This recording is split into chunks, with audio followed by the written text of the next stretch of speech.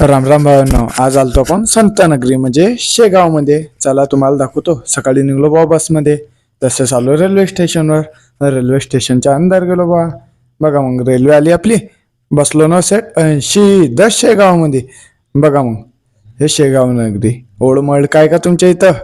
बघा तसंच आपण ना सोनूभाऊन मी ना टिक्का वगैरे लावलं इथं. बघा मग इथं खूप दुकानाला गेलाय. तुम्हाला जे खरेदी करणं असेल ते खरेदी करू शकता तुम्ही इथं. मग आपण प्रसाद वगैरे घेतला इथं. तसेच निघलो ना बा सीधा मंदिरात जायसाठी. काढल्या ना बा इथं. मग आपण चपला वगैरे घेतला बिल्ला.